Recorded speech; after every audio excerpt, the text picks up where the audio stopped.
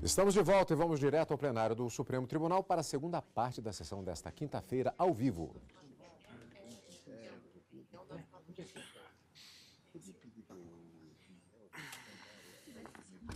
Já passou.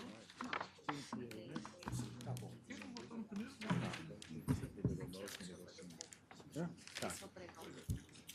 Esse é o pregão, né? Senhores ministros, senhoras ministras, como não temos quórum constitucional, na sequência teríamos um voto vista numa ação direta de inconstitucionalidade, cujo voto já distribuí, mas eu vou chamar agora um tema importante, porque há 20 anos que essa matéria já foi decidida no Poder Judiciário e já houve uma primeira decisão e vem se arrastando há muito tempo, com sucessivos pedidos de adiamento, inclusive o último pedido de adiamento, são embargos de divergência nos embargos declaratórios, no recurso extraordinário 194662. É aquela questão do polo de Camaçari, que envolve a famosa questão. E a questão extremamente complexa do ponto de vista processual e formal, mas eu estou trazendo aqui uma solução para isso. Eu distribuí o meu voto para Vossas Excelências. Eu tenho um resumo, mas eu temo que o meu resumo... Cadê o resumo? É esse? Acho que eu vou resumir. Vossas Excelências, eu distribuí antes do intervalo, e eu acredito que Vossas Excelências talvez já tenham lido, eu não sei se é o caso, e eu vou ler o resumo. Não é? Vou ler o resumo. Embora a minha assessoria não... Como? A cadeia já votou. Então... Olha, trata-se de embargos de divergência interpostos pelo Sindicato dos Trabalhadores nas indústrias e empresas petroquímicas, plásticas e afins do Estado da Bahia, Sindiquímica, contra acórdão prolatado pela segunda turma deste tribunal que acolheu os embargos de declaração do Sindicato da Indústria Petroquímica e de Resinas Sintéticas do Estado da Bahia, Simper, para negar seguimento ao recurso extraordinário. Alegou, em síntese, que, entre aspas, a douta maioria da Igreja Segunda Turma, quando de seu primeiro julgamento, as folhas tais, ao prover o recurso extraordinário, o obreiro já havia examinado o caso concreto e o diferenciado das hipóteses já julgadas no âmbito do pretório excelso. Daí porque não haveria qualquer vício que pudesse ser imputado em sede de embargo de declaração ao venerando o decisum então proferido. Sustentou ainda, entre aspas, que à época do julgamento, ao proferir os respectivos votos vencidos, os excelentíssimos ministros Nelson Jobim e Maurício Correia alertaram os demais componentes da Igreja Turma quanto ao suposto fato de que a situação em si não se diferenciaria dos precedentes então julgados por essa excelsa Corte Constitucional. Argumentou também que a premissa tida por incorreta, se a premissa tida por incorreta realmente fosse equivocada, tal constituiria, no máximo, um erro judicando, aduzindo que esse tipo de vício não poderia ser corrigido por meio de embargo de declaração. Por fim, aduziu que a turma, de resto, não está vinculada à jurisprudência dominante, até porque existem os embargos de divergência julgados pelo plenário para uniformizar o entendimento da Corte. O ministro Marco Aurélio, que foi testemunha disso tudo e pode eventualmente nos reavivar a memória, relator do recurso extraordinário, pediu vista para conhecer e prover estes embargos, pois entendeu configurada a divergência na medida em que há diversos precedentes no sentido de não se prestarem os embargos declaratórios à uniformização de jurisprudência. RE 223904, da relatoria da ministra Helen Grace, a revisão do quanto julgado, recurso de mandado de segurança 23841, relator ministro Grau, e RE 159228, relator ministro Celso Melo, ou a correção de pretendido erro de julgamento, RE 113, relator ministro Oscar Correia. Quanto ao mérito, destacou que a justificativa para o sindicato patronal haver utilizado os declaratórios em vez de articulados em embargo de divergência foi o fato de que, entre aspas, a situação concreta mostrou-se realmente diversa daquelas que motivaram os precedentes apontados pelo ministro Nelson Jobim. Lembro-me, ao pedir vista, de comentar que, em uma análise superficial, a preliminar e o mérito pareciam se confundir. Eis o momento adequado para examinar os dois aspectos. Parece-me claro que esses embargos de divergência devem ser conhecidos. O pano de fundo da discussão é saber se há divergência neste tribunal quanto à ampliação das hipóteses de cabimento de embargos declaratórios com efeitos modificativos. De fato, há tal dissenso. Essa Corte, há tempos, vem admitindo os embargos de declaração com maior amplitude, o que lhes confere esse caráter de infringência. Isso porque a natureza da omissão, suprida pelos julgamentos dos embargos, pode ocasionar tal efeito modificativo. Contudo, a divergência consiste no fato de saber-se em quais hipóteses há a possibilidade dessa abertura na interpretação do artigo 5352 do CPC. Além disso, é necessário decidir se o caso em questão enquadra-se ou não nessas hipóteses excepcionais. Esse é o meu resumo. Pois bem, o sindicato embargado opôs os declaratórios fundamentados na omissão do acórdão do recurso extraordinário. Tal omissão residiria no fato de não ter havido, durante o julgamento, análise dos precedentes do tribunal relativos à mesma questão, política econômica versus direito adquirido. Não vislumbro, assim, data vênia, a presença do requisito omissão apontado pelo embargado no julgamento do recurso extraordinário. Isso porque, na lição de José Carlos Barbosa Moreira, abro aspas, há omissão quando o tribunal deixa de apreciar questões relevantes para o julgamento suscitadas por qualquer das partes ou examináveis de ofício, verba e graça, incompetência absoluta do juiz a qual, etc., ou quando deixa de pronunciar-se acerca de algum tópico da matéria submetida à sua deliberação. Em análise detida dos autos, verifico que todos os 5 ministros que compunham à época a segunda turma deste tribunal analisaram criteriosamente o caso. Houve uma discussão profunda acerca da aplicação dos precedentes. Os ministros Marco Aurélio, relator, Celso de Mello, Nery da Silveira, entenderam que o caso análogo a ser adotado era a decisão no RE 188366 de São Paulo, que vedou a possibilidade de a legislação infraconstitucional, ainda quando de ordem pública, retroagir para alcançar direito adquirido, o ato jurídico perfeito e a coisa julgada. Assim, vislumbraram uma particularidade que diferenciaria o caso de outros decididos pela Corte. Não consigo ver dessa maneira, com as vênias dos que entendem o contrário, onde está a omissão do julgado, a lacuna no dizer, entre aspas, uma vez que o relator confrontou este caso com outros precedentes que, apesar de parecerem similares, a seu ver, não se mostram plenamente adequados, dada a particularidade da cláusula de garantia. Assim, se não há qualquer dos pressupostos de admissibilidade dos embargos de declaração, prejudicada fica a análise dos seus possíveis efeitos modificativos. No mais, o máximo que se poderia defender aqui é que houve erro de julgamento, na medida em que se poderia alegar que se decidiu mal, que se aplicou o precedente errado, que se julgou em desconformidade com o direito ou com a realidade do fato ocorrido. Ora, erro de julgamento não constitui pressuposto de embargabilidade, e diversos são os julgados desta Corte que desautorizam seu recebimento em tal hipóteses, muitos já citados pelo ministro Sepúlveda pertencem, como o RS 113, embargo declaratório do Paraná. Isso posto, conheço desses embargos de divergência e dou-lhes provimento para, também acompanhando o relator ministro Sepúlveda pertence, restabelecer o acórdão do julgamento do recurso extraordinário. A questão é realmente bastante complexa. O meu acórdão aqui, o meu voto, tem muitas e muitas páginas, como Vossas Excelências podem ver em mãos, mas esse é o resumo do resumo que eu trago à consideração de Vossas Excelências. Talvez o ministro Marco Aurélio pudesse, com a prodigiosa memória que tem, nos esclarecer. Não, Vossa Excelência colocou muito bem. Normalmente, eu teria ficado na turma como relator dos declaratórios, mas eu fui deslocado para a presidência do tribunal e a relatoria dos embargos declaratórios coube a um outro colega. A rigor, no julgamento dos declaratórios, né, se reapreciou o que decidido antes pela turma.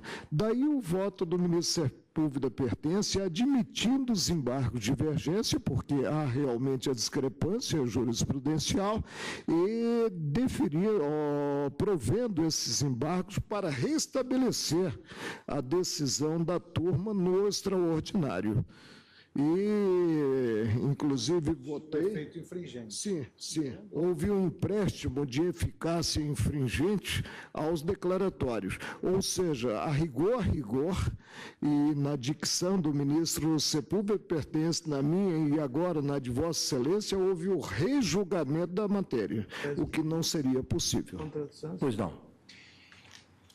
Bem, eu vou colher os votos. Então, a resenha aqui, a resenha é a seguinte.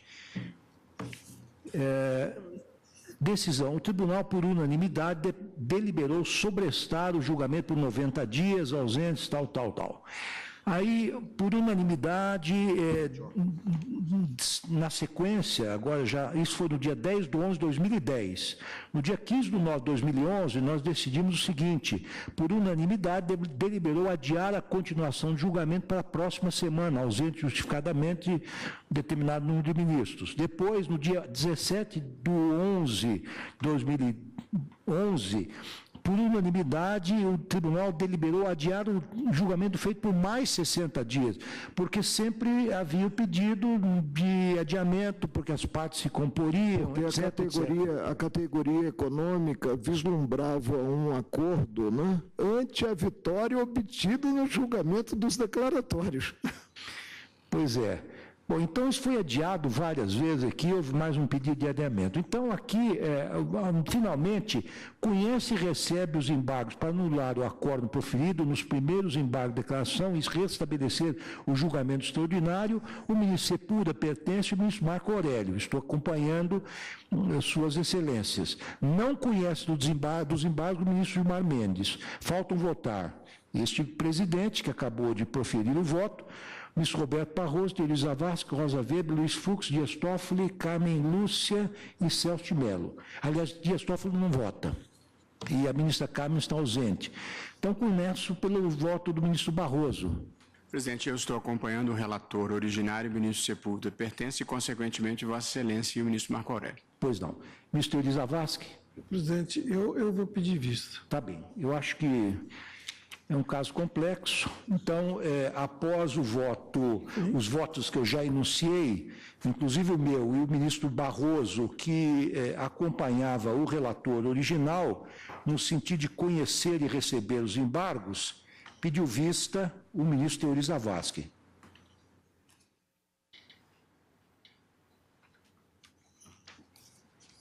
Temos qual agora? Onde é que está o meu resumo aqui? Isso aqui. Bem, agora temos quórum regimental, e é o seguinte, é uma questão relativamente complexa, uma questão tributária com alguns detalhes. Eu também distribuí o voto para Vossas Excelências. É uma ação direta que eu pedi vista, e quando a ministra Ellen Grace proferiu um belo voto, eu não tinha captado com muita clareza a essência, não me julguei apto a votar, então pedi vista. Eu já votei, não já votei, ministro? Como? Eu já votei. Nesse caso, sim, Vossa Excelência já votou, a ministra Carmen Lúcia também. Aqui julgaram procedente a ação com eficácia diferida por 6 meses após a publicação do acórdão, a ministra Ellen Grace, eu já adianto, estou acompanhando a ministra Ellen Grace, julgaram improcedente a ação o ministro Luiz Fux, portanto não votará, e a ministra Carmen Lúcia. Eu pedi vista e estou acompanhando. Eu tenho voto... Eu julguei improcedente. Como a Carmen Lúcia, eu distribuí o meu voto e vou fazer um resumo também, porque levaria muito tempo a leitura todo o voto. A questão é a seguinte... Presidente, por gentileza, me confirma o número, por favor. Perdão, eu acho que não. A ação direta de inconstitucionalidade 4.171, que procede do Rio de Janeiro, sendo agora a relatora a ministra Rosa Weber, né? Inicialmente, a relatora era a ministra Ellen Grace, então a ministra Rosa Weber não vota também. Não. É. Pois é. Bem, então, em resumo, a matéria é a seguinte, ou meu voto é o seguinte, eu estou devolvendo esse pedido de vista.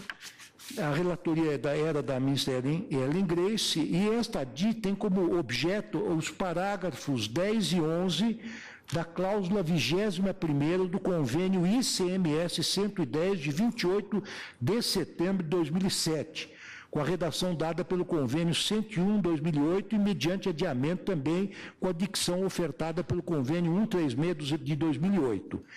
Quanto às questões preliminares, na esteira dos votos que precederam o meu, entendo que a Confederação Nacional do Comércio, segundo o artigo 103(9) da Constituição Federal, possui legitimidade ativa para a propositura desta ação, como, aliás, sempre temos reconhecido. Eu vou pular essa parte porque é tranquilo, né? Nós sempre entendemos que a Confederação Nacional do Comércio tem legitimidade para ingressar com ações diretas, então dispenso maiores considerações. No tocante ao mérito, então, continuo, adianto que após detida análise dos autos, acompanho também a conclusão a que chegou a ilustre relatora no sentido da procedência da ação, pedindo vênia ao ministro Fux e à ministra Carmen Lúcia. A ministra Ellen Grace, em seu voto, votou pela procedência, como dito, e digo, então, que os dispositivos aqui impugnados estabeleceram uma nova obrigação tributária a pretexto de criarem, entre aspas, um estorno.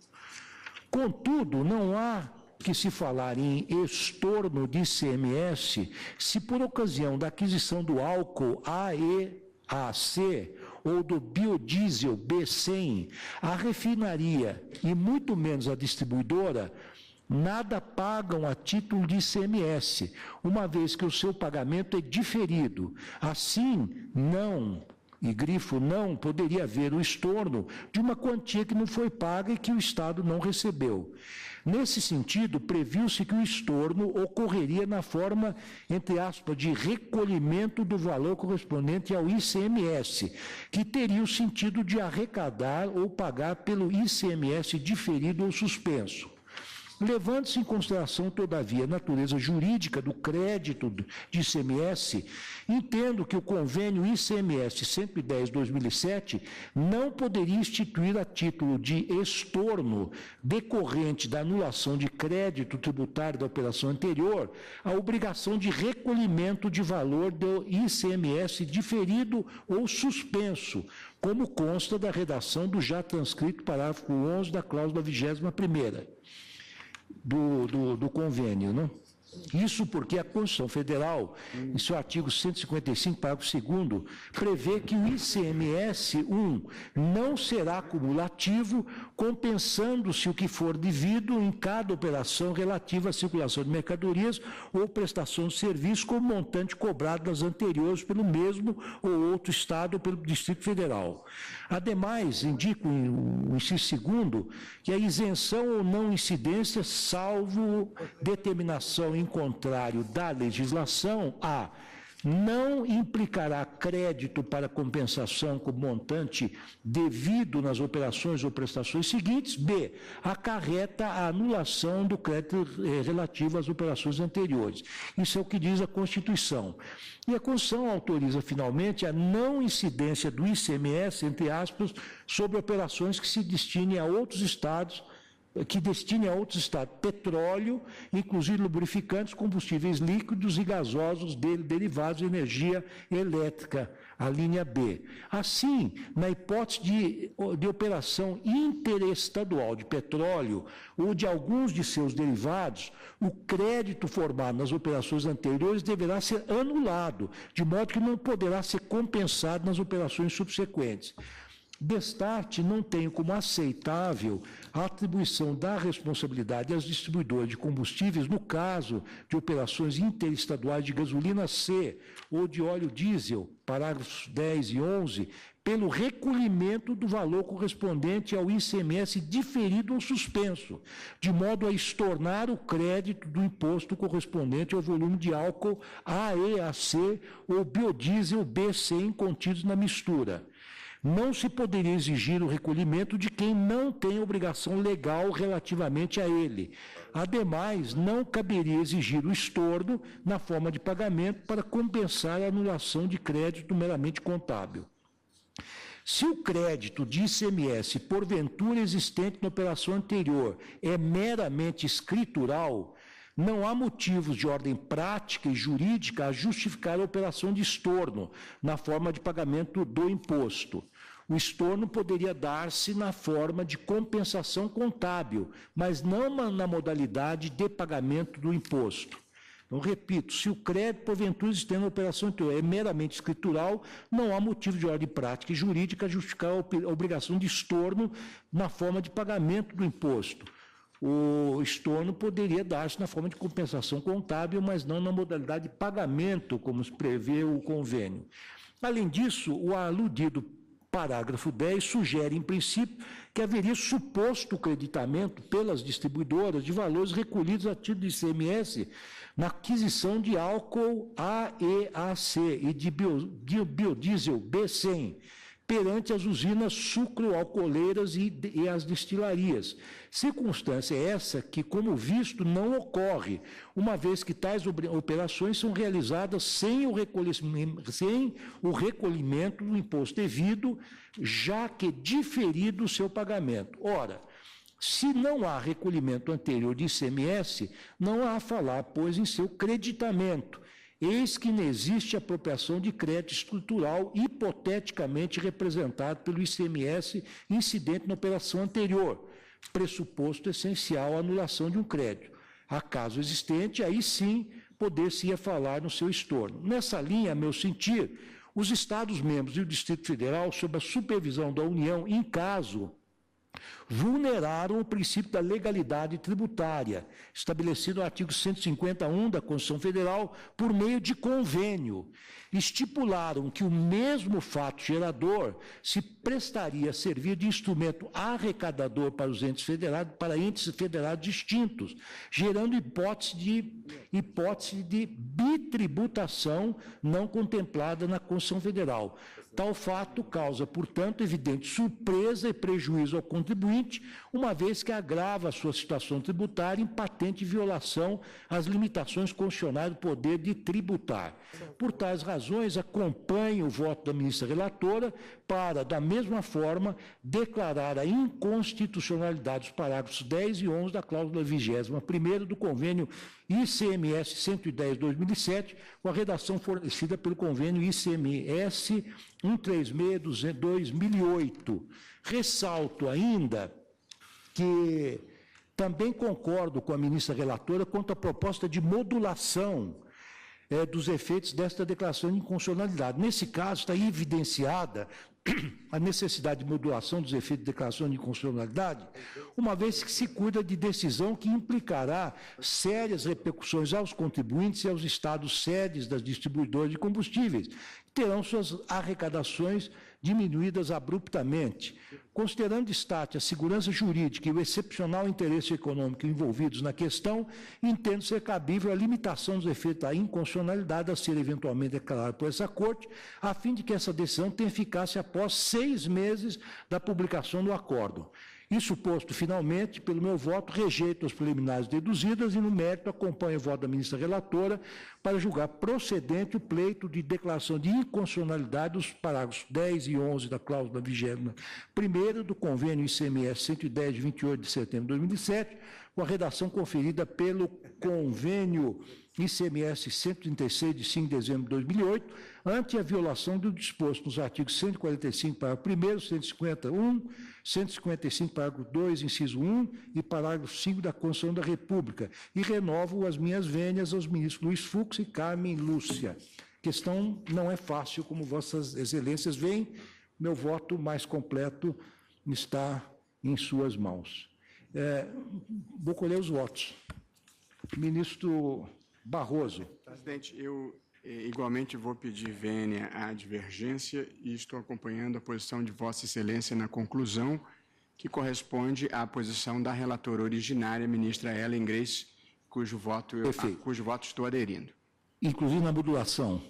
Inclusive na modulação. Pois não. Então,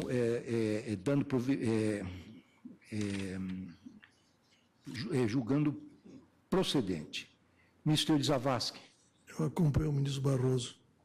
Procedente. A ministra Rosa não vota. Ministro Toffoli está impedido. Ministro Gilmar Mendes. Põe, Vossa Excelência. Procedente também. Ministro Marco Aurélio. Presidente, conforme demonstrado, no caso não se tem um verdadeiro estorno, mas a cobrança do próprio tributo. Agora, qual é a consequência de modular-se essa decisão? Simplesmente as distribuidoras elas estarão compelidas ao pagamento de um tributo que não encontra respaldo na Carta da República. E aí se terá uma declaração de inconstitucionalidade sem uma eficácia maior. E é possível que essas distribuidoras estejam, inclusive, sendo acionadas em juízo para esse pagamento indevido do tributo. Entendi. Concordo com Vossa Excelência, julgo procedente o pedido formalizado, mas não modulo a decisão. Pois não. Eu vou, então, vamos talvez na técnica sugerida pelo ministro Gilmar Mendes, talvez podemos cindir o julgamento em dois. Vamos primeiro analisar a constitucionalidade, parece-me que já temos uma maioria, não sei, ministro Marco Senhor presidente, eu acompanho Vossa Excelência, cujo voto segue aquele proferido pela eminente ministra Ellen Grace. Pois não. Então, vamos retomar os votos relativamente à modulação. Então, a ministra Ellen Grace modulava para que essa nossa decisão só tivesse eficácia a partir de 6 meses da publicação do acordo, tendo em conta o impacto no erário público dos entes arrecadantes. Eu também estou acompanhando, em princípio, esta modulação, mas agora sensibilizado também, num certo sentido, pelas ponderações do ministro Marco Aurélio. O ministro Luiz Fux votou pela improcedência, mas pode se pronunciar na modulação. Vou acompanhar, Vossa Excelência. Acompanha modulando também. A ministra Camila Lúcia não está, eu estou modulando, em princípio, o ministro Barroso modula. Acompanha, Vossa Excelência, também na modulação. Modula. Ministro Teori, modula. Ministra Rosa Weber não vota, ministro Dias Toffoli está impedido, ministro Gilmar Mendes modula também por 6 meses, o ministro Marco Aurélio não modula e o ministro... Também modulo, senhor Também modula. Então, nós temos aqui, pela modulação, nós temos 1 voto, 2 votos, 3 votos, 4 votos, 5 votos, 6 votos, 7 votos. Já vamos testar desde hoje a nossa proposta de orientação. Já vamos testar desde hoje a nova... Pois é. Quer me ajudar com isso mesmo? Isso, Nós temos 7 votos pela modulação. E pela modulação. Voto não modulando, que é o meu voto. Então, como resolvemos bipartir, não é? Temos que aguardar. Não, presidente. Não? Presidente, não? Presidente, há quórum para a atuação da Corte. Tá bem. A Corte houve a submissão de uma matéria à votação, se chegou a um resultado no sentido de não se modular, não cabe adiar o julgamento para colher outros votos. Ou bem temos quórum para julgar e encerrar o julgamento, ou não temos? E temos. Tá bem. Eu, para ser coerente com a tese que defendi anteriormente, eu tenho que acompanhar nesse aspecto. Então, essa é uma questão de ordem que nós vamos votar, é isso? Isso. Não, Gostaria de encaminhar em sentido contrário, logo, na linha do que já estamos defendendo. Pois não. De que... E que já se aplicou, quer dizer, não tem nenhuma novidade em relação... Está integrante, de que sim, a ministra Carmen não está, mas estará na próxima semana. Quantas vezes já fizemos? Hein? Fizemos isso várias vezes. Temos feito isso várias vezes. O ministro Marco Aurélio votou. Tá bem. Bom, Não, eu não estou dizendo o contrário, apenas Não, é só para não concepção. Só para não tentar inovar. Eu tenho essa concepção e no tocante ao meu convencimento não estou inovando, presidente. Eu tenho a concepção de que o julgamento, se há quórum previsto no regimento, ele se encerra.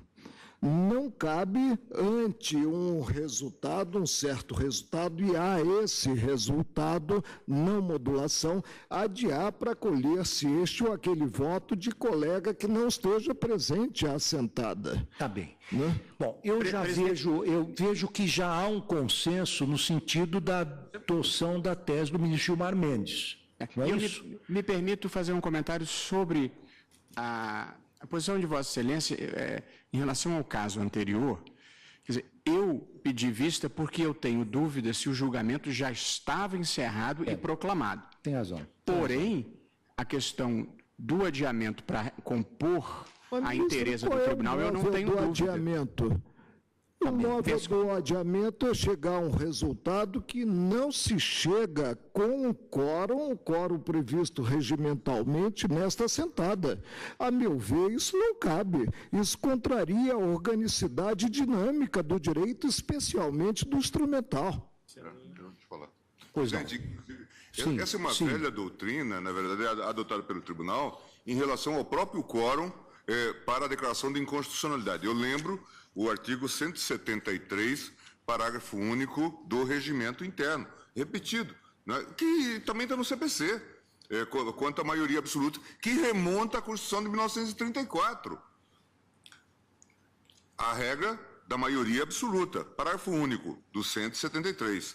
Se não for alcançada a maioria necessária à declaração de inconstitucionalidade, e aqui nós estamos falando de 6 votos, estando licenciados ou ausentes Ministro, há 8 votos, votos pela Não, inconstitucionalidade. eu estou falando exatamente dessa hipótese. Podemos ter uma situação que, com 8 presentes, nós temos uma dispersão de votos, 5-3. Portanto, não compomos os 6 votos necessários. Mas aí a carta reclama a maioria absoluta para declarar se a constitucionalidade ou a inconstitucionalidade. A lei hoje E reclama nesta assentada maioria de já 8 foi votos formada a maioria no sentido do conflito da norma estadual com a Carta da República. Passamos à modulação, ao exame da modulação. O que houve no exame da modulação? Um resultado que não atende o 27 da Lei de Regência. Não se alcançou aí o número de votos necessário para modular-se. Qual é a consequência? Não há modulação.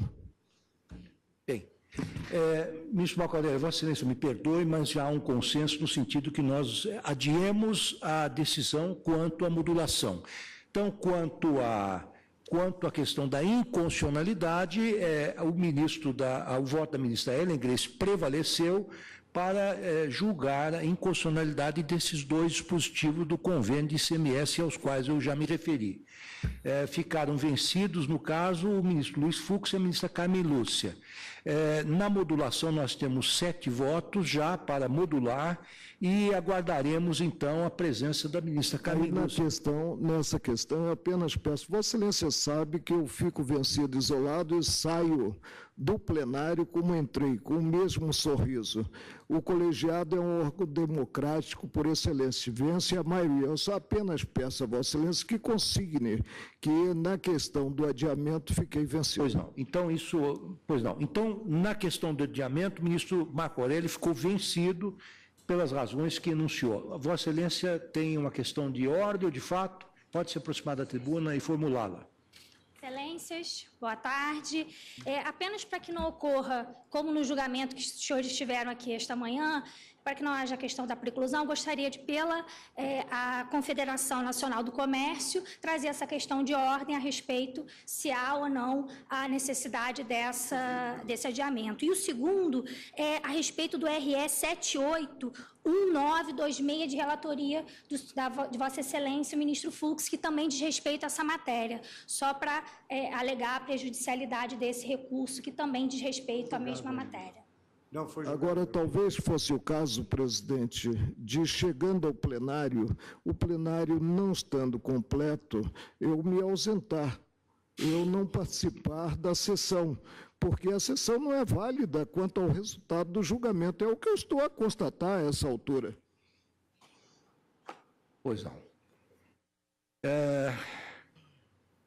Bem, está proclamado o resultado. Quanto à inconstitucionalidade e quanto à modulação, aguardaremos a ministra Carmen Lúcia. Agradeço a participação de todos neste julgamento. Agora, ministro Marco Aurélio, Vossa Excelência agora poderá dar vazão à proverbial verve e, porquanto, é relator do recurso ordinário 590-829, que procede de Minas Gerais, sendo recorrente o prefeito do município de Cambuí, o advogado, bom, só isso, o recorrido presidente da Câmara Municipal de Cambuí. Então, Vossa Excelência tem a palavra, não há sustentação oral. Presidente, talvez lendo a ementa, né, eu revele o que está em jogo.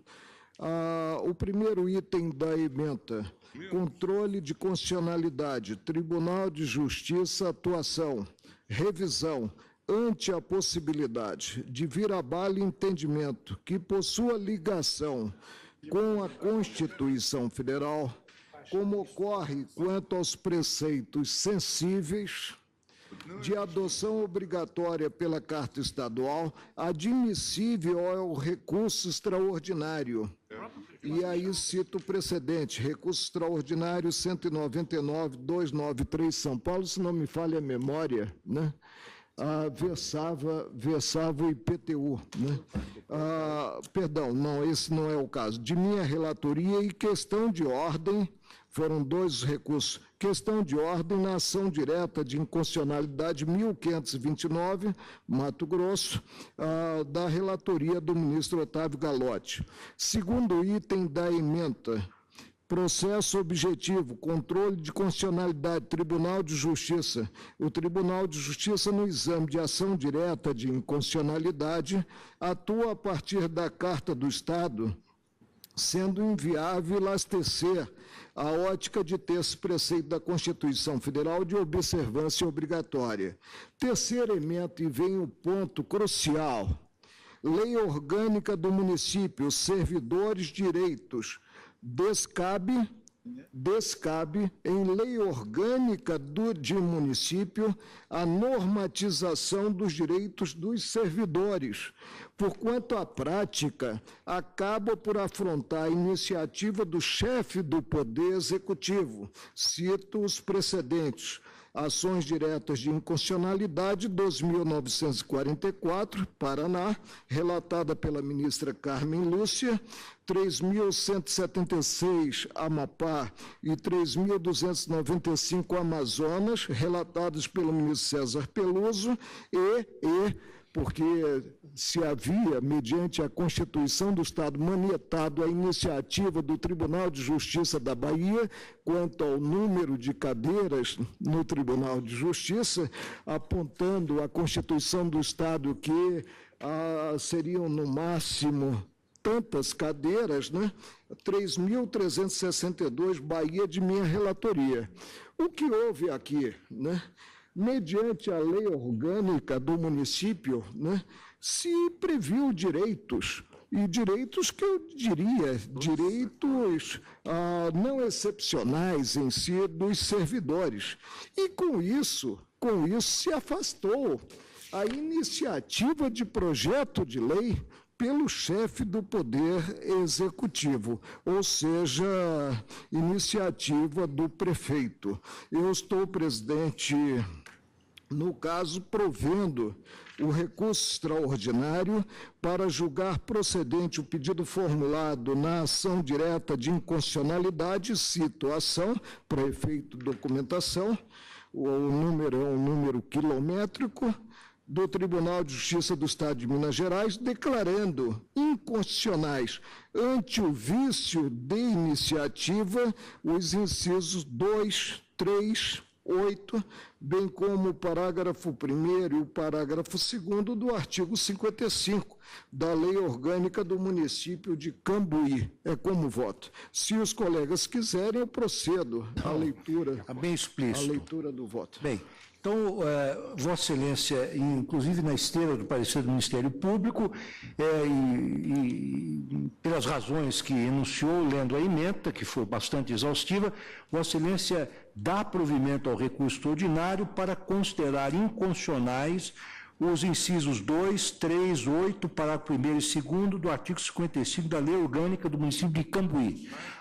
Todos estão de acordo? Presidente, eu estou acompanhando integralmente o ministro Marco Aurélio, só gostaria de fazer um comentário, porque o ministro Toffoli, em caso precedente, havia suscitado uma questão e uma eventual nova reflexão quando a matéria fosse tratada na versão original da Constituição, e aí Sua Excelência, salvo engano meu, defendeu que se deveria superar a questão do vício de iniciativa, um argumento bem posto e que gerou uma certa reflexão, e eu, na ocasião, sem me comprometer com a tese, observei que se tratasse de uma questão materialmente constitucional, talvez eu pudesse me sensibilizar pelo argumento. Mas aqui, como demonstrou o ministro Marco Aurélio, nós estamos tratando de uma questão que não é materialmente constitucional. Estamos tratando de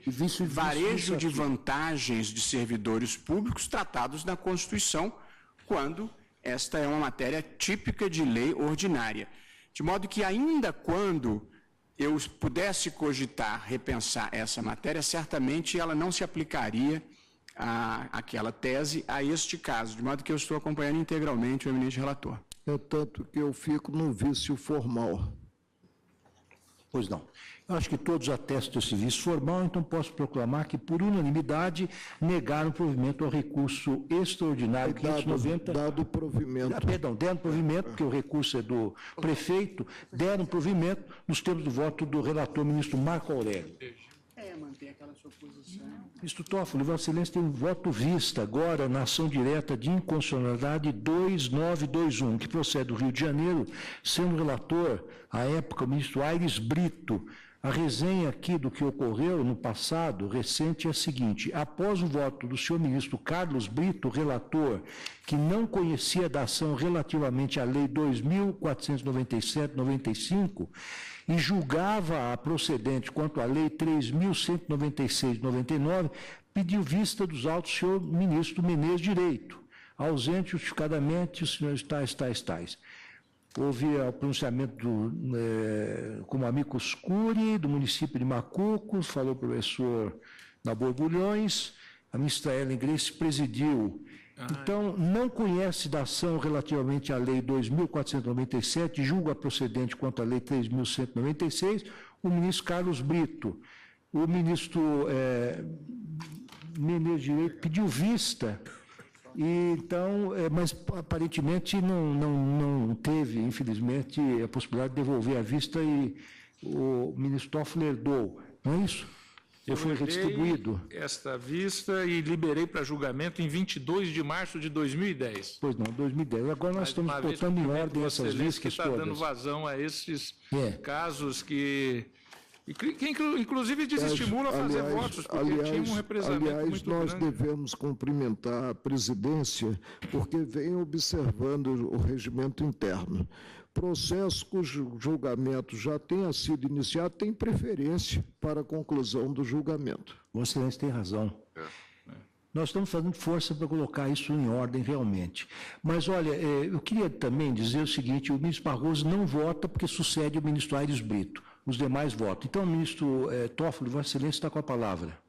Pois bem, senhor presidente, o PGR propôs a presente ação contra leis do município, Lei 3.196, de 15 de março de 99, do Estado do Rio de Janeiro, e 2.497, de 28 de dezembro de 95, ambas do Estado do Rio de Janeiro, alegando violação do parágrafo 4º do artigo 18 da Constituição Federal. A Lei 3.196, de 99, alterou os limites territoriais dos municípios de Cantagalo e de Macuco. E este último, o de Macuco, criado pela Lei 2.497, de 95. Nos seguintes termos, e aí eu transcrevo a lei. Pois bem, o diploma legal restaurou os limites do município de Cantagalo aos estabelecidos pelo Decreto-Lei 1056, de 31 de dezembro de 1943, e não teria observado o dever de consulta às populações dos municípios envolvidos, além de ter desconsiderado a inexistência da lei complementar, condição imposta pelo parágrafo 4º do 18 da Constituição, na redação dada pela emenda 15 de 96. No que diz com a Lei 2.497/95, sua impugnação foi requerida em aditamento ao pedido formulado originalmente e acolhido pelo eminente relator. O acréscimo se deu após as manifestações da Assembleia Legislativa do Estado do Rio de Janeiro e do município de Cantagalo, sustentando que a edição da Lei 3.196 de 99 foi necessária para a correção dos limites municipais, diante de equívoco perpetrado pela Lei 2497 de 95, que teria utilizado marcos geográficos indevidos, fazendo com que o novo município avançasse sobre a área de Cantagalo, extrapolando os limites do município de Cordeiro, segundo distrito, do qual se desmembrou.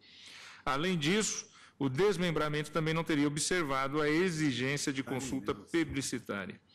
O douto Procurador-Geral entendeu que a eventual declaração de inconstitucionalidade da Lei 3.196 de 99 acarretaria a restauração da Lei 2.497 de 95, que, em razão das irregularidades apontadas, não poderia prevalecer e, portanto, também foi impugnada. Ao manifestar-se sobre o aditamento, o município de Macuco defendeu a constitucionalidade da Lei 2497 de 95, afirmando, de um lado, que a sua criação pelo desmembramento de Cordeiro não deixou de observar o parágrafo 4º do 18 da Constituição na sua redação original, anterior à emenda 15, e de outro, que os marcos definidores dos limites dos municípios são corretos. O ministro Aires Brito, em sessão plenária de 21 de fevereiro de 2008, proferiu seu voto no sentido do não conhecimento da ação em relação à lei de 95, a 2497, e julgou procedente o pedido quanto à lei 3.196 de 99. E então pediu vista dos autos o saudoso ministro Menezes Direito. Passo a proferir o meu voto. Desde logo antecipo que acompanho o voto proferido pelo eminente ministro Aires Brito. Tão somente para fins de registro, consigno que, no entender da Assembleia Legislativa do Estado do Rio de Janeiro e do município de Cantagalo, os limites entre este e o município de Cordeiro são marcados pelo córrego Val de Palmas, que é afluente do rio Macuco, e não do Rio Negro, de acordo com o que dispõe o Decreto-Lei 1055/43. Assim, a linha divisória entre os dois municípios segue o córrego Val de Palmas até o rio Macuco. Já para o município de Macuco, o córrego denominado Val de Palmas é também chamado de Bom Vale e vem a ser afluente do Rio Negro, de modo que o Val de Palmas e o Bom Vale são o mesmo curso d'água e o córrego que deságua no Rio Macuco é, na verdade, o curso denominado de Olho d'Água. Como se vê, instaurou-se nesta série de controle concentrado de constitucionalidade controvérsia fática envolvendo os próprios marcos definidores dos limites entre os municípios de Cantagalo e Macuco. Para o primeiro, o Cantagalo, o acolhimento dos limites estabelecidos pela Lei 2497/95 importaria em subtração pelo processo de criação do município de Macuco, através do desmembramento do segundo distrito de Cordeiro, de parte do seu território. Para Macuco, de outro lado, não teria havido subtração de qualquer área do município de Cantagalo, pois as denominações Bom Vale e Val de Palmas seriam referentes ao mesmo curso d'água afluente do Rio Negro, que sempre foi um marco limítrofe entre os municípios. De modo que, a se prestigiar o entendimento do município de Cantagalo, o município de Macuco teria sua área urbana seccionada em duas, com uma das partes atribuída a Cantagalo. Como se vê, instaurou-se, então, controvérsia fática nos autos. No entanto, desde já rejeito qualquer consideração às afirmações de natureza fática trazidas pelos interessados quanto aos limites geográficos entre os municípios. E declinando da tarefa de fixar tais limites, alheia às atribuições desta Corte, atenho-me ao controle de constitucionalidade das referidas leis. Feito o registro e conforme a linha precisa já traçada pelo relator, é de se ressaltar que este julgamento tem por objeto a análise da compatibilidade entre as leis de 99 e de 95 e a norma constitucional do parágrafo 4º do 18 da Constituição, na redação dada pela emenda 15 de 12 de setembro de 96. Faz-se necessário ainda considerar a questão frente à emenda constitucional 57 de 2008, que acrescentou o artigo 96 ao ADCT. Passo primeiramente à análise da lei de 99, uma vez que o pedido em relação à lei de 95 depende da declaração de inconstitucionalidade daquela, fazendo-se ressurgir em razão do seu efeito repristinatório. Se declarar a de 99 inconstitucional, ressurge a de 95 e aí sim se trataria dela. Pois bem, como visto, a Lei 3.196 de 99 estabeleceu novos limites territoriais dos municípios de Cantagalo e Macuco, restaurante os limites antigos do município de Cantagalo, estabelecendo seus limites territoriais com o município de Macuco. Segundo a defesa da Alerj e do município de Cantagalo, a edição da Lei de 99 foi necessária para a correção dos limites municipais diante do equívoco perpetrado pela Lei de 95, que ao criar o município de Macuco teria utilizado marcos geográficos indevidos, fazendo com que o novo município avançasse sobre a área de Cantagalo. É evidente que não cabe decidir nesta ação ou não dos limites territoriais entre os municípios. O que interessa no caso, independentemente de haver ou não equívoco nos limites territoriais dos municípios, é que as alterações efetivadas pela Lei 3.196/99 provocaram modificação do perímetro dos municípios envolvidos, sem que fossem observadas as disposições do artigo 18, parágrafo 4º da Constituição. É o que nós temos que analisar aqui, sem a realização da consulta popular. Confira-se o que dispõe e aí transcreva o parágrafo 4º do 18 da Constituição. Pois bem, a jurisprudência já consolidou no sentido de que os requisitos constitucionais previstos no 18, parágrafo 4º da Lei Maior devem ser sempre observados, mesmo quando não se trate propriamente da criação, mas de alteração ou retificação de limites. Alteração ou retificação de limites. Especialmente a exigência de realização de consulta plebiscitária, conforme se observa das emendas a seguir. E aí transcrevo vários julgados, senhor presidente, ao longo do voto, cito vários outros. Destaco do voto de Nelson Jobim na ação direta 1825, também do Rio de Janeiro, o seguinte: para esta ação ter pertinência à jurisprudência citada, a motivação da lei atacada é irrelevante. O que interessa é o efeito da nova lei. Ela produziu alterações e limites territoriais definidos na lei anterior. Importou a nova lei em desmembramento de fração do território. Todo e qualquer desmembramento depende de consulta prévia. A consulta foi dispensada sob o argumento que se estaria saneando vício que teria ocorrido no processo de emancipação. O eventual vício no processo de emancipação não pode ser corrigido pela só retificação da lei que criou o município. Nessa linha, digo eu, não há dúvida de que o resultado efetivo da lei de 99 é a alteração da demarcação legal entre os municípios, com o consequente prejuízo à dimensão territorial de um em favor do outro, o que impõe a consulta às populações envolvidas que não podem deixar de participar desse processo. E cito aqui outros precedentes, faço ponderações, senhor presidente, faço referência à Constituição do Estado do Rio de Janeiro, artigo 357, Lei Complementar 59, de 22 de fevereiro de 1990.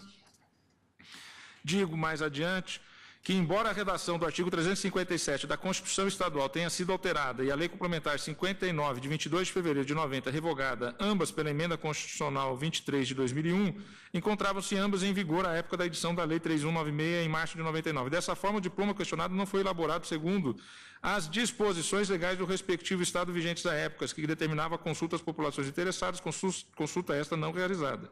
E, portanto, a Lei 3.196 não restou convalidada pela Emenda 57 de 2008. Demais disso, a exigência do plebiscito sequer for objeto de alteração pela Emenda 1596, pois já constava da redação originária do 18, parágrafo 4º, alterando-se apenas a expressão populações diretamente interessadas por populações dos municípios envolvidos. Essa consulta, nas palavras do ministro Aires Brito, constitui a interseção entre o princípio federativo e o princípio da soberania popular, que é essencial para a legitimação do processo de criação e modificação de limites nos municípios. E cito, então, Brito. Também cito Pertence, e eu digo que, na espécie, creio que o que realmente importa é a não realização da consulta plebiscitária, configurar vício não convalidado pela Emenda 57 de 2008, de modo que a falta do necessário plebiscito é fundamento suficiente para a declaração de inconstitucionalidade da Lei 3.196/99 do Estado do Rio de Janeiro. Agora passo, então, à Lei de 95. Entendo que é inconstitucional a de 99, e aí, então, seria repristinada de 95. No que se refere à Lei 2497/95, que criou o município de Macuco, também acompanha o entendimento do ministro Aires Brito. A Lei 2497 é de 28 de dezembro de 95 e a emenda 15 de 1996. Desse modo, enquanto a lei de 95 ingressou no ordenamento jurídico sob a vigência do parágrafo 4º do 18 na redação original, na época em que a ação foi proposta, já vigorava a redação dada ao dispositivo pela emenda 15. Lembro que a impugnação dessa lei foi requerida pela PGR em atenção ao efeito repristinatório, fenômeno que pode ensejar a restauração do ato normativo também incompatível com a Constituição, tornando-a indesejada e justificando a extensão da declaração de inconstitucionalidade para atingir. Para o exercício do controle sobre tal ato, prestigiando o princípio da congruência, a Corte tem exigido impugnação expressa, também em relação à norma que seria restaurada, e daí o aditamento. Ocorre que, no presente caso, a impugnação do aditamento foi dirigida à norma editada com base no texto do parágrafo 4º do artigo 18 da Constituição, quando este não mais vigorava, o que põe a questão em termos de um pretendido controle de norma de direito pré-constitucional através da ação direta, rechaçado por firme jurisprudência desta Corte. Cito aqui também teoria jurídica do jurista Gustavo Bineboim. Ora, se nem mesmo em ação direta que fosse ajuizada com essa finalidade específica, a Corte estaria a suspender com alcance erga omnes a eficácia dos dispositivos de legislação revogada, como admitir pudesse fazê-lo em outra ação direta que tem por objeto questionar a constitucionalidade de outro diploma legal. A transcrição é um pouco mais longa, mas destaco esse trecho na leitura agora do voto.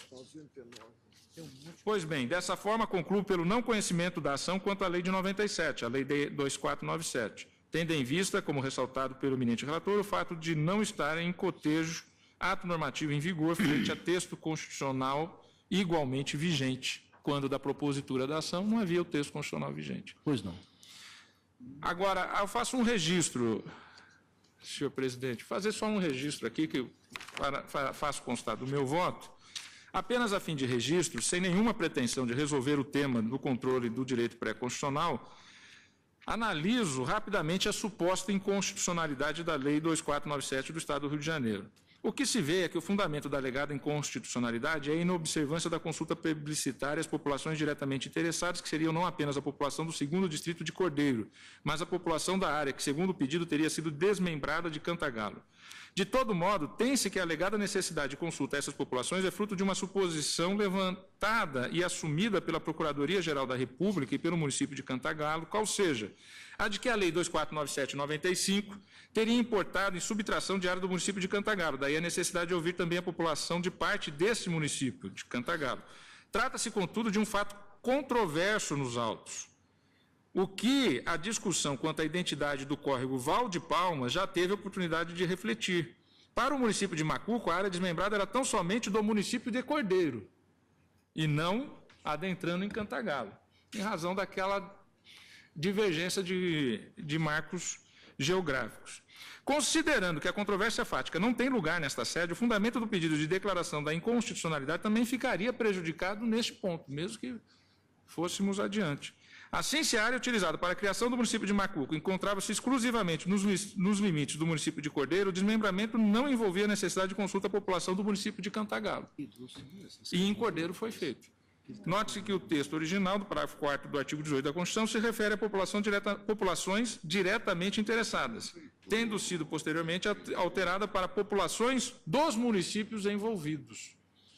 A redação originária consulta as populações diretamente interessadas e depois consulta as populações dos municípios envolvidos. Nesse ponto, lembro que a interpretação dessas expressões foi objeto de análise na ação direta 2650 de minha relatoria, ocasião em que se fixou o entendimento de que a expressão população diretamente interessada contida no artigo 7º da Lei 9.709 de 98 deve, no caso de desmembramento, envolver toda a população do território a ser desmembrado. Quanto também a do território remanescente. Contudo, a jurisprudência anterior a essa, fixada em razão dessa alteração, a jurisprudência anterior à emenda constitucional 15 convalidava processos de criação por desmembramento em que fosse consultada tão somente a população da área desmembrada. É o que colhe-se, por exemplo, do precedente da ação direta 733 da relatoria de José Paulo Sepúlveda Pertence. Destaco um dos trechos da transcrição. Autorizado o plebiscito pela Assembleia Legislativa, diretamente interessada no objeto da consulta popular é apenas a população da área desmembrada. Era a interpretação anterior. Única, portanto, a participar dela. Então, eu digo, pelo que demonstrado nos autos, e conforme também mencionado pelo ministro relator em seu voto, a Lei 2497/95 do Estado do Rio de Janeiro, que criou o município de Macuco por desmembramento da área equivalente ao 2º distrito do município de Cordeiro, parece ter sido precedida de consulta plebiscitária à população do distrito, de acordo com a jurisprudência e as regras, então, vigentes. Como indica a certidão do Tribunal Regional Eleitoral do Estado do Rio de Janeiro, que consta da folha 519, o que na época era respaldado pela jurisprudência desta Corte, conforme acabo de citar nesse precedente de José Paulo.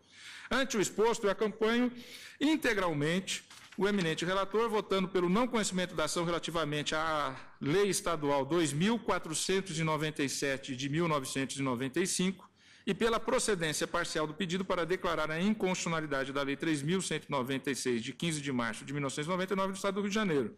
Por fim, quanto à proposta inicialmente sugerida pelo ministro relator Aires Brito de concessão de efeitos prospectivos nos moldes dos julgamentos das ações diretas 2.240 Bahia e 3.489 Santa Catarina, no sentido de manter a vigência da norma pelo prazo de 24 meses, compartilho das advertências do ministro Gilmar Mendes, quando do início do julgamento, de que na presente ação direta não se trata de criação de municípios, mas de alteração de limites de municípios já existentes, que resulta em graves consequências e num quadro de insegurança jurídica criado pela própria lei impugnada.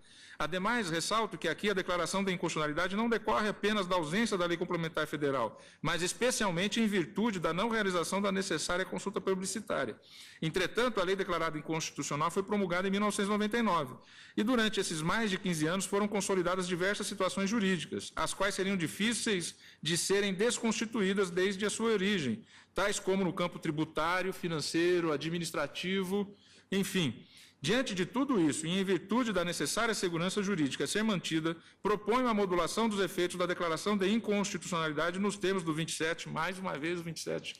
Hoje é o dia do 27 nesse plenário, nessa corte. Nos termos do 27 da 9868/99, proponho que se module para que somente produza os seus efeitos a partir do exercício fiscal seguinte ao término deste julgamento. Tá bem.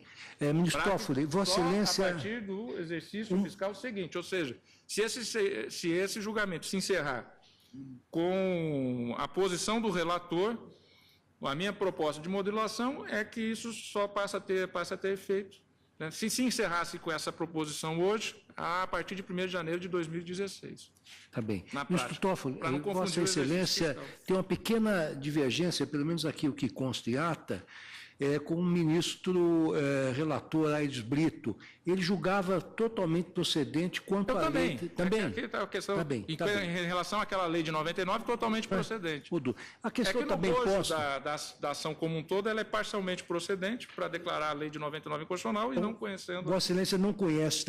Mas eu adapto para isso. Tá bem. Procedente para declarar inconstitucional a lei de 99, com essa proposta de modulação, e não conhecendo em relação à lei de 95. Pois não. Eu acho que o plenário está bem esclarecido. Há divergência? Presidente, apenas para ressaltar que, no caso, a teoria da repristinação, no que se acaba examinando a lei que será restabelecida, não se faz adequada na espécie. Por que não se faz adequada na espécie? Porque as causas de pedir, como ressaltado pelo ministro Dias Toffoli, são diversas. As normas maiores de parâmetro que devem ser consideradas são diversas. No tocante à lei que criou o município de Macuco, né, é o 18, parágrafo 4º, na redação primitiva, que não submetia os fenômenos contidos no parágrafo à existência de uma lei federal. Então, não é caso de se cogitar aqui, né, de elo, de nexo, né, de causalidade, ou seja, da teoria como eu disse, a da teoria repristinatória. Eu acompanho integralmente o ministro relator e já agora o ministro Dias Toffoli. Não admito a ação quanto à declaração sugerida pelo então Procurador-Geral da República, doutor Cláudio Fonteles, né, quanto à declaração de inconstitucionalidade dessa lei de 95, que viria a implicar, inclusive, né, no afastamento da existência de um município criado em 1995. Né?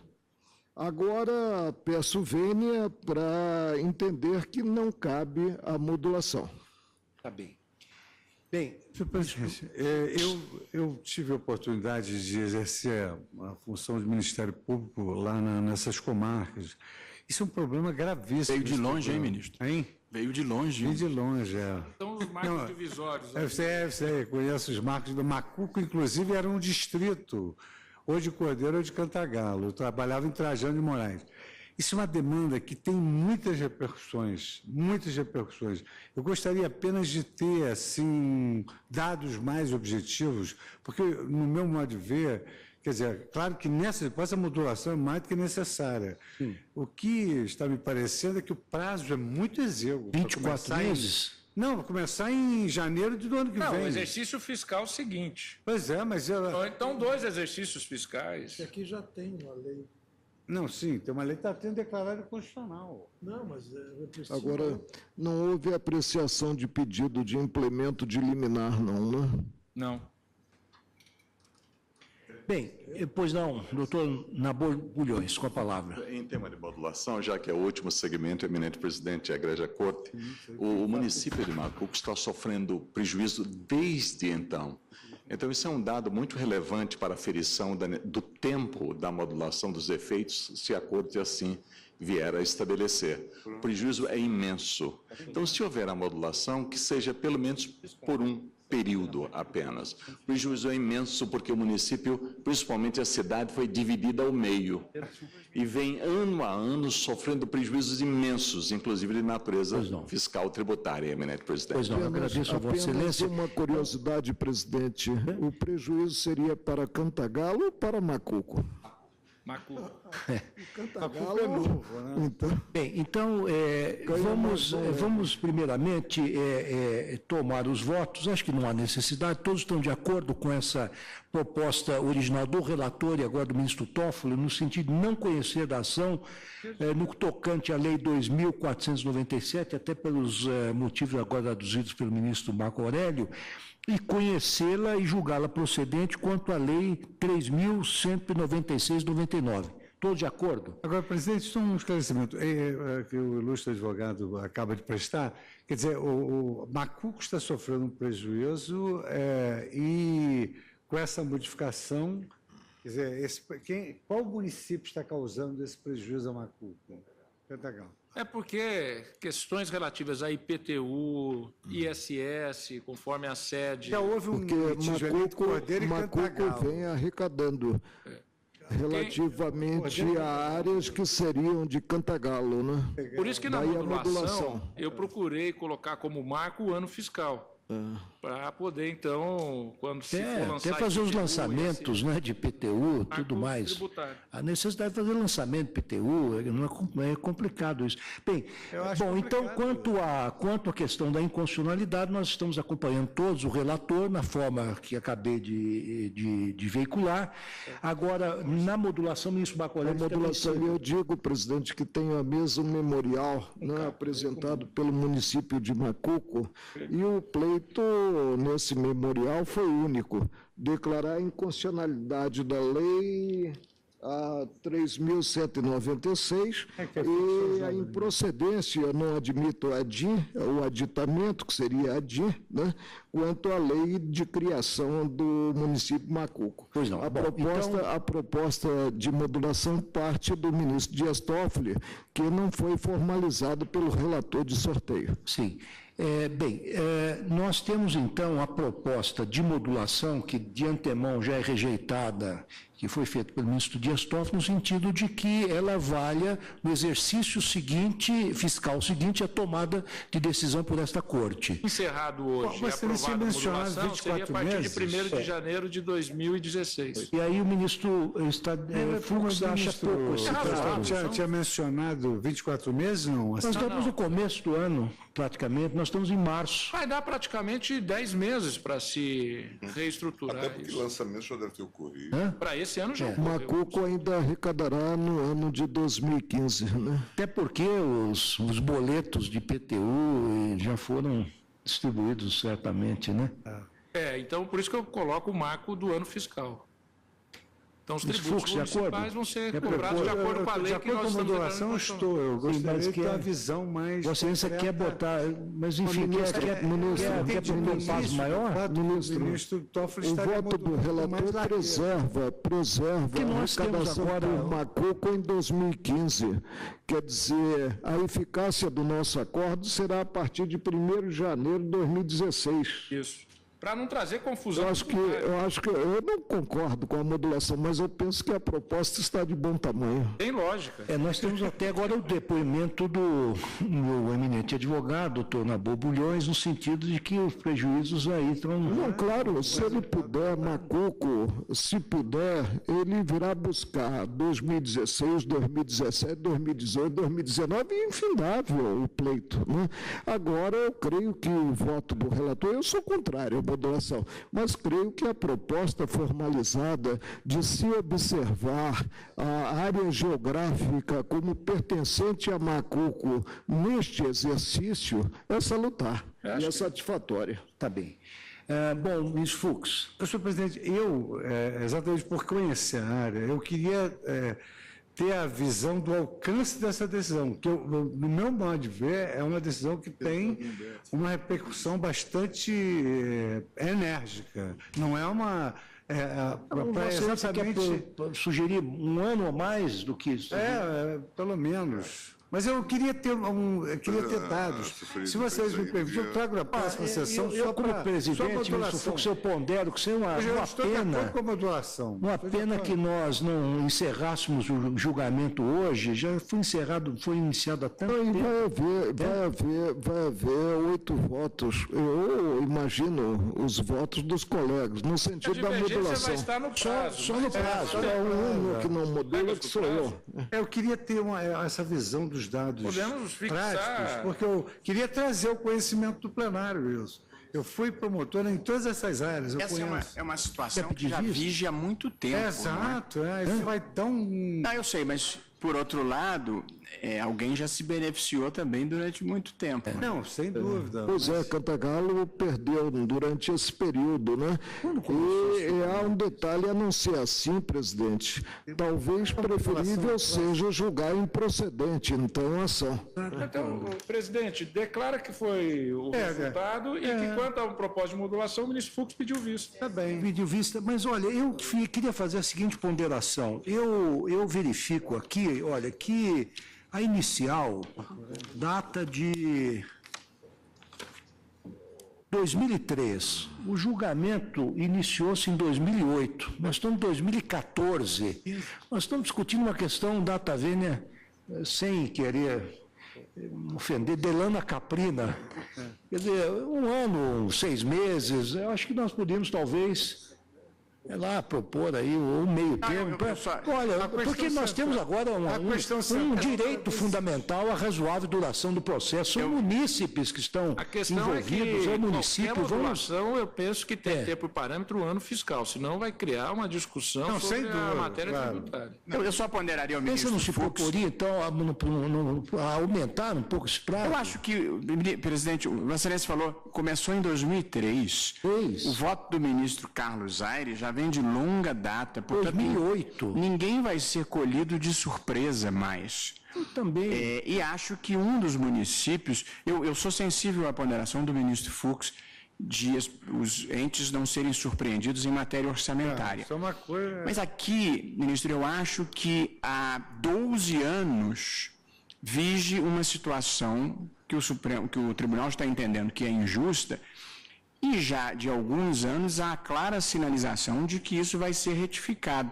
De modo que eu acho que a surpresa não é tão grande assim e é, de certa forma, atenuada pela modulação proposta pelo ministro Toffoli. Eu estou falando porque eu sou o sucessor do relator, que, embora não tivesse votado pela modulação... Mas Vossa Excelência pode votar na modulação. Posso, estou votando. E acho, sinceramente, e só faço essa consideração, ministro, para não atrasarmos mais isso. E aí estamos dando 10 meses ao município, eu acho que é razoável. Não, mas ele não... Bom, nós que trabalhamos no colegiado temos que nos submeter à maioria. Já está sentada em constitucionalidade. Então, já é uma realidade que vão mudar os limites desses municípios, que eu os conheço e sei o transtorno que isso vai gerar. Vossa Excelência avaliou e entende que o ano fiscal eventualmente vem um embargo de declaração com uma série de elementos, com dados que pode se readequar e se reanalisar. Eu imaginei 2 exercícios fiscais, porque eu acho que isso vai ser uma medida de muito Ministro, a nossa fiscal da lei está dizendo que Macuco já arrecadou a partir dessa lei de 96 a 2014. Ainda se preserva 2015, quer mais? Olha só. Que é 2016, 2017. Também é 2016.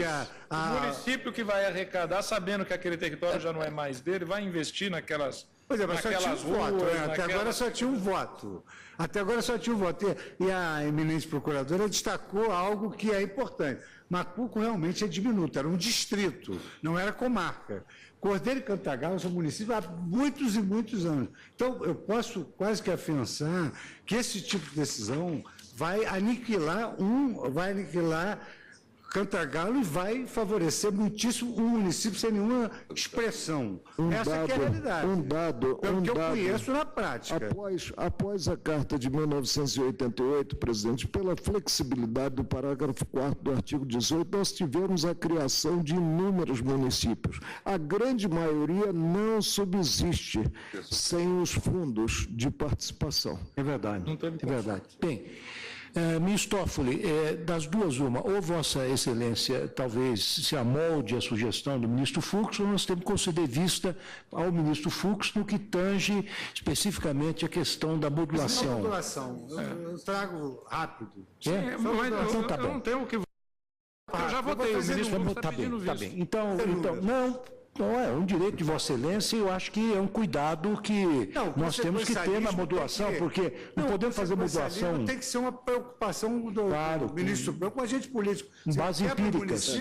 Como a modulação já é pacífica, presidente, eu voto contra, pediria que Vossa Excelência consignasse o meu voto. O que se vai discutir é a extensão da modulação. Tá, Vossa Excelência, então, quer que consiga um voto contrário à modulação? Contrário à modulação. Pois não. Não é antecipação, proclamo o resultado. Após o voto, o Supremo Tribunal Federal, por unanimidade, não conheceu da ação relativamente à Lei 2.497, de 95, e julgou-a procedente quanto à Lei 3.196, de 99. Na sequência, quanto à modulação, os ministros presentes, salvo o ministro Marco Aurélio, concordaram com a modulação. A modulação proposta pelo ministro Dias Toffoli, que pediu vista, foi no sentido de que a decisão tivesse eficácia no exercício fiscal subsequente à decisão da Corte. Na sequência, pediu vista o ministro Luiz Fux especificamente para examinar essa questão. Tocante ao aspecto temporal da modulação, por quanto Sua Excelência concordaram com a modulação. Pois não. Não, vamos fazer o seguinte. Ministro Fux, uma questão de equidade, o ministro Celso justificadamente não pôde comparecer na primeira parte da sessão, na primeira sessão. E todos nós votamos as listas. Sua Excelência tem listas. Nós teríamos um voto em vista de Vossa Excelência? É longo, é curto? Não, eu conseguiria, até por uma questão formal, sugerir sugeri aqui uma proposição que resolveria. Então, deixa eu proclamar, então. Ação direta de inconstitucionalidade 4.365 do Distrito Federal, sendo relator original o ministro Dias Toffoli. E a resenha é a seguinte: após o voto do senhor ministro Dias Toffoli, relator julgando o extinto processo sem julgamento de mérito, pediu vista dos autos do ministro Luiz Fux. Então, eu vou dar a palavra ao ministro Luiz Fux e depois votaríamos as listas do ministro Celso. Vossa Excelência está com a palavra. Senhor presidente, naquela oportunidade, essa daí tinha muita importância, porque discutimos a extensão de uma medida provisória de criação de créditos extraordinários. Então, os critérios constitucionais, em princípio, não estavam sendo obedecidos. Sucede que o exercício exauriu-se, os créditos foram utilizados e a medida provisória se converteu numa lei que foi revogada. Então, a jurisprudência da Corte é no sentido de estar prejudicado. Então, eu estou acompanhando o voto do ministro Dias Toffoli pela extinção do processo. Declarando extinto o processo. Todos de acordo? Declarar extinto o processo, ou seja, ação direta de inconstitucionalidade 4.365. Vamos às listas do ministro... Sem modulação. Tá bem. E essa modulação hoje foi realmente... Resistência. Lista 1 de Vossa Excelência, ministro Celso. Senhor presidente, estou negando o provimento do recurso de agravo, a ausência de observância dos requisitos pertinentes aos embargos de divergência, falta de confronto analítico. Pois não. Todos de acordo? Então, negar provimento ao agravo. Lista 2 de Vossa Excelência. Senhor presidente, eu estou não conhecendo dos presentes embargos da declaração. Na verdade, opostos foram esses embargos da declaração a um acórdão do plenário que já não conhecera dos embargos de divergência por falta da efetivação do depósito recursal. Não é? E agora, novamente, embora imposta a multa, de novo, não se efetuou o depósito. Então, estou nos termos do que diz a lei, das jurisprudências da Corte, não conhecendo dos embargos. Todos de acordo? Presidente, no caso, os embargos estão dirigidos contra a decisão de Vossa Excelência individual. Acórdão do Supremo. Eu admito, presidente, a protocolação dos embargos independentemente do resultado. E aqui são os primeiros declaratórios. Então, conheço do recurso. E, em passo seguinte, em passo seguinte, porque Sua Excelência não está conhecendo. Em passo seguinte, desprovejo o recurso. Pois não. Então, por maioria, não conheceram o vencido ministro Marco Aurélio, que conhecia e desprovia os embargos.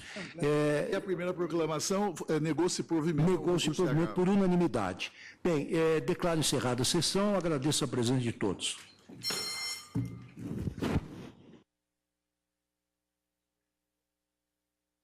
E por aqui vai ficando esta edição de Direto do Plenário.